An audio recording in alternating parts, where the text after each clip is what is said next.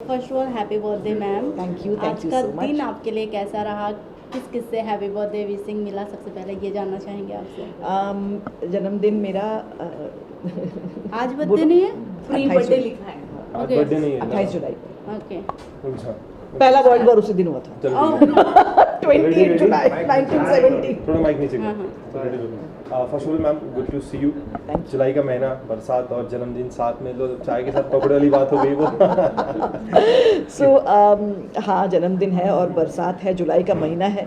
और क्योंकि मैं बचपन से क्लासिकल डांसर रही हूँ तो मैं बहुत अपने आप को कृष्ण समझती थी, क्योंकि वो भी श्रावण में ही पैदा हुए थे और ऐसी झमझम बारिश हो रही थी।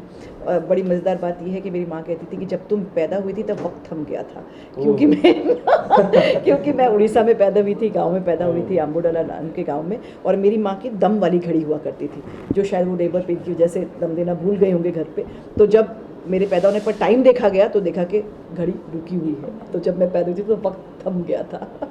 क्या बात है, वो वक्त थमने के बाद अब जिस तरीके से आपने इंडस्ट्री में किया है, कई एक्टर्स थम चुके हैं आपका काम देख के।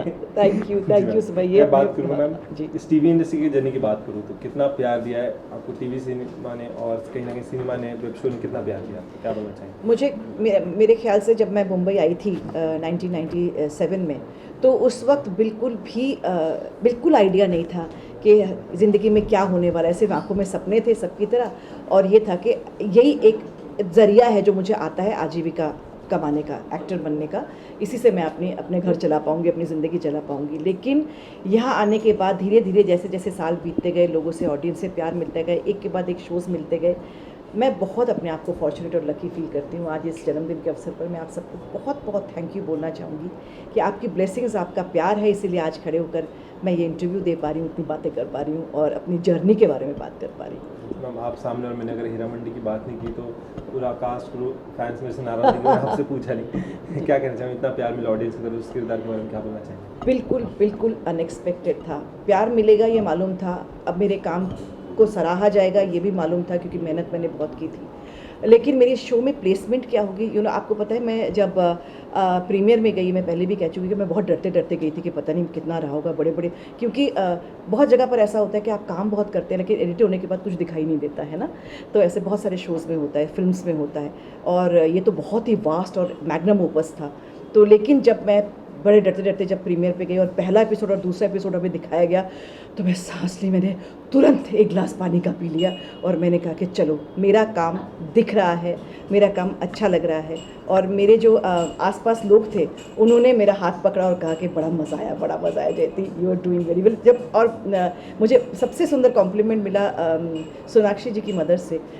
उन्होंने कहा कि जब भी तुम स्क्रीन पर आती थी ना, मेरे आसपास वाले सब लोग हंस रहे होते थे। क्या बात है मैम। आपसे जानना चाहूँगी, बॉलीवुड में भी आपने बहुत काम किए हैं, वहाँ भी कहीं ना कहीं आपको देखा जाता है, आपके कैरेक्टर जब आते हैं तो कहीं ना कहीं जयंती जी का नाम लिए जाते हैं, बड़े एक्टर भी लेते हैं अदब से।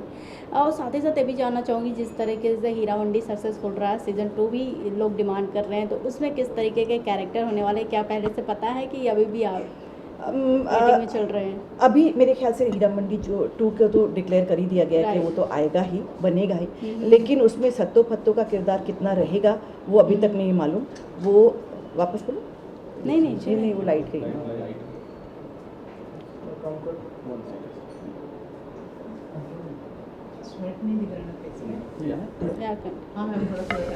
ठीक है।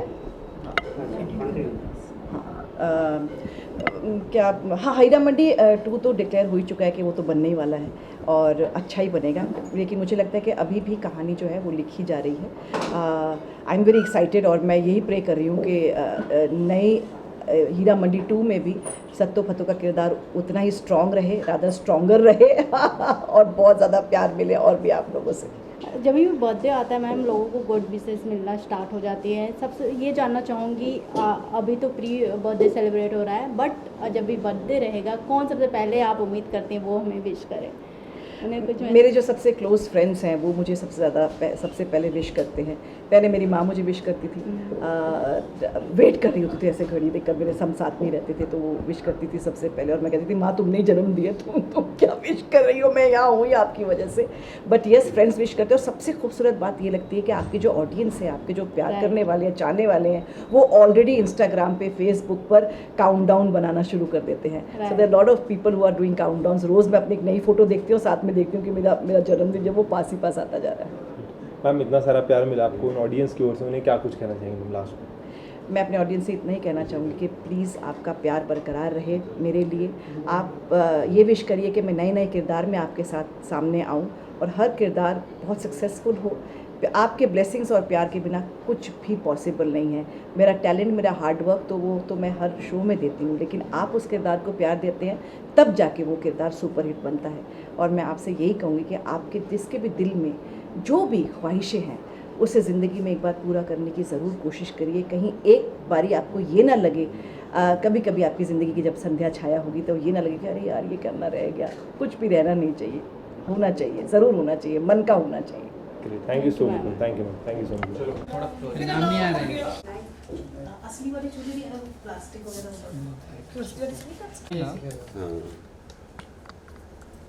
गाना सब लोग, हाँ। Happy birthday to you, happy birthday to you, happy birthday dear Jayant, happy birthday to you. ऊपर वाला खुला नहीं था। बार बार दिल ये आए, बार बार दिल ये गाए, तुम जियो हजारों साल, ये मेरी है आरज़ू। Happy birthday to you, happy birthday to you. तो क्या रखा भाई? चेरी।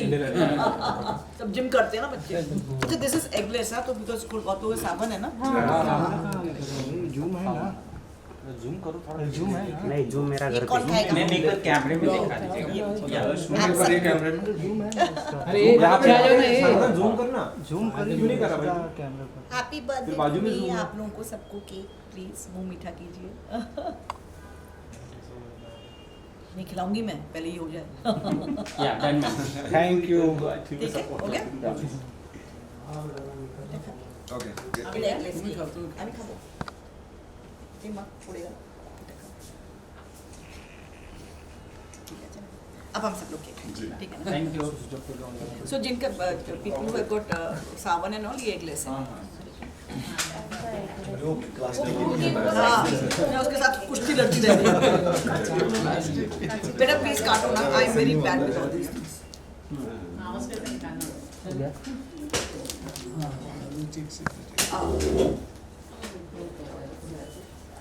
प्लीज मैं सबको खिलाऊंगा। नहीं हम ले लेंगे। मैं ये भी खाकर देखती हूँ। हाँ डन। मुझे कैप्चर मत नहीं नहीं, कर लो भाई, स्टार्ट कर लो। मैम आप आ गए, अभी हो गया। यही सबसे पहले लगाना है मुझे। हाँ बिल्कुल। हाँ जी, एक फुटेज ले लो। हाँ हाँ बिल्कुल, फुटेज लीजिए, बिल्कुल लीजिए। आज भी मैं ज़्यादा नहीं है। मैं भी छोटे बच्चे की तरह एक्साइटेड हूँ लाइफ में। But you should like always thank you. lively होना चाहिए. मैम यहाँ पे, मैम यहाँ पे सामने देखो। Thank you so much. Thank you ma'am. Okay.